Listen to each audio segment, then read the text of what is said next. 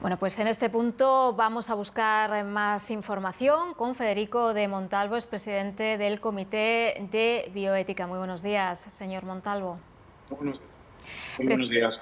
Precisamente al hilo de la información que acabamos de dar, hablamos del estado de alarma. Ayer comunicaba el presidente del Gobierno que no hay intención de prorrogarlo más allá del 9 de mayo, que es cuando expira, y esto deja una situación que las comunidades autónomas pueden hacer lo que quieran.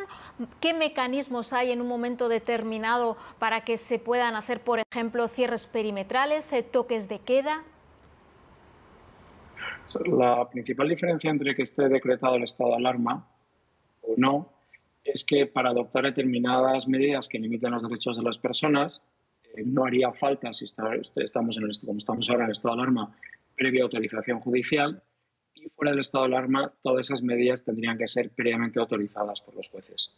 Por lo tanto, toda decisión de cierre de una comunidad, de una población fuera del estado de alarma, tendría que ser ratificada antes de implementarse por un tribunal, mientras que en el estado de alarma no hace falta. Eso es la principal diferencia. De hecho, el estado de alarma está previsto para situaciones que exigen una urgencia tal que el hecho de retrasar la adopción de la medida, permitiendo a los jueces revisarla, pues no es posible.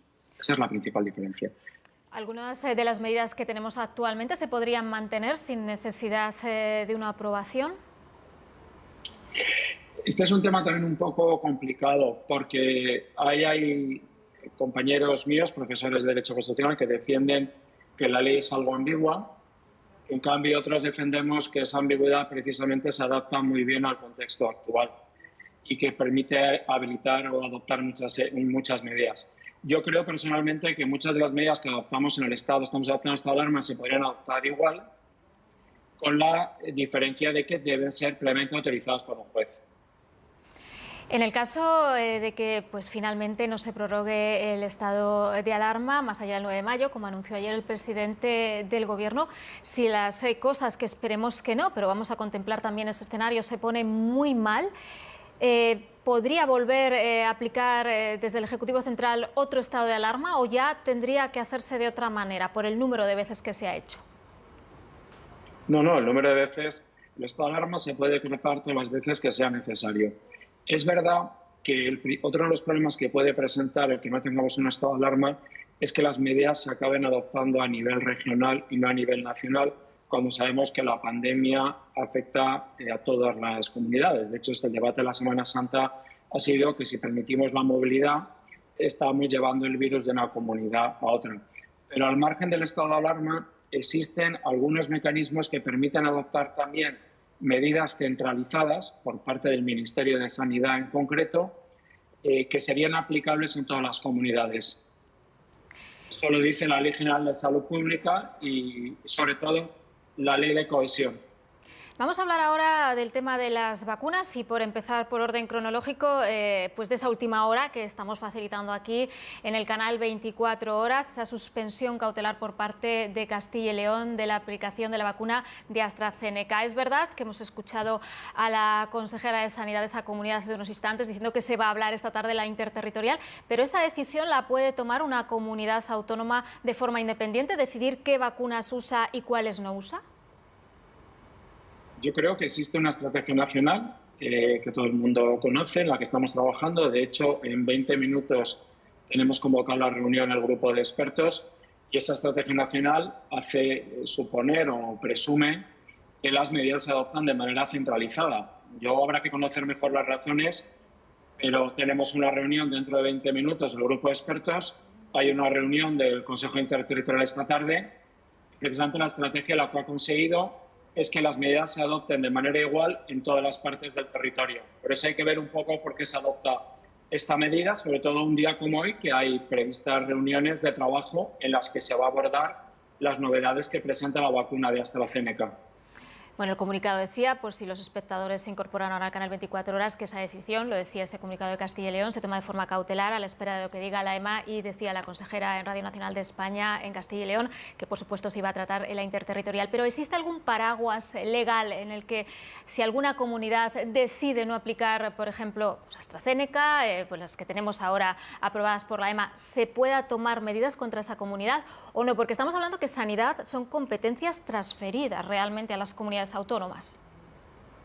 Lo que pasa es que la estrategia de vacunación yo la entiendo como una acción coordinada que, como antes citaba, está prevista en la Ley de Cohesión Sanitaria, y que en situaciones de emergencia sanitaria como la que estamos viviendo, la pandemia claramente una situación de emergencia sanitaria, permite al Ministerio de Sanidad, conjuntamente con las comunidades autónomas a través del Consejo Interterritorial, adoptar medidas que son exigibles para todos. Por lo tanto, la estrategia de vacunación, a mi modo de ver, es vinculante para todos y las decisiones tienen que adoptarse de manera centralizada.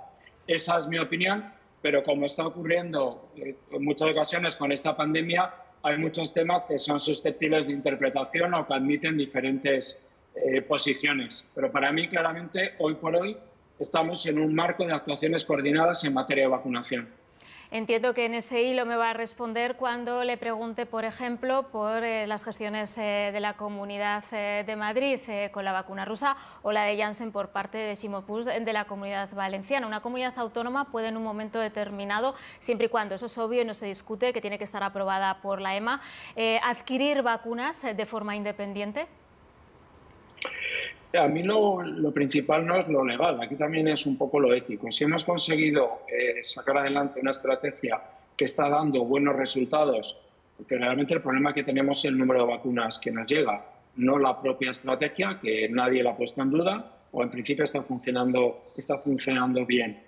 A mí que se adopten medidas regionales, sinceramente, no me parece adecuado. Otra cosa es que se hagan contactos. A mí los contactos yo no voy a valorarlos. Creo que es legítimo que los representantes políticos hagan contactos con diferentes instituciones y que la información que obtengan la compartan. Pero si estamos huyendo, ha dicho la Unión Europea, del nacionalismo vacunal, caer en regionalismos vacunales tampoco le veo que tenga mucho sentido, porque este no es un problema de regiones, este es un problema global.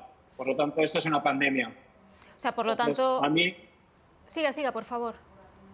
No, a mí me parece que obviamente yo no voy a hacer una valoración política, cada político puede llevar a cabo las gestiones que crea adecuadas. Hacer gestiones no creo que es una posibilidad, sino incluso es un deber de los políticos, pero que se adopten decisiones al margen de una decisión unitaria, pues a mí personalmente, desde un plano ético, me parecería no muy adecuado, salvo que hubiera una causa que lo justificara. Y hoy por hoy tenemos una estrategia que creemos que está funcionando con unos criterios que han asumido todas las comunidades autónomas y, como antes decía, creo que es de obligado cumplimiento por su naturaleza jurídica. O sea que, por lo que usted dice, señor Montalvo, en el caso de la situación de Madrid, habla solamente de planteamiento ético desde su punto de vista, el que haya mantenido contactos para una posible adquisición de la vacuna rusa, que decían desde Madrid que sería para todo el sistema sanitario nacional, que no se limitaría solo a Madrid.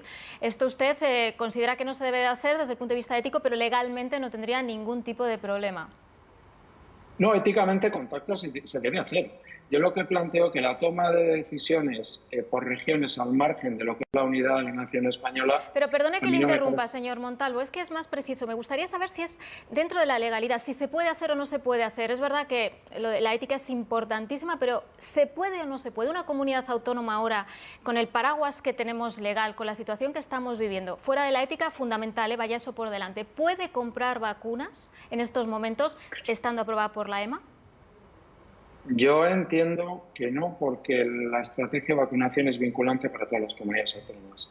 Pero también comento que este es un tema objeto de discusión porque se relaciona con lo que es la toma de decisiones por el Consejo Interterritorial, que es un tema sobre el que se ha debatido desde hace casi 25 años.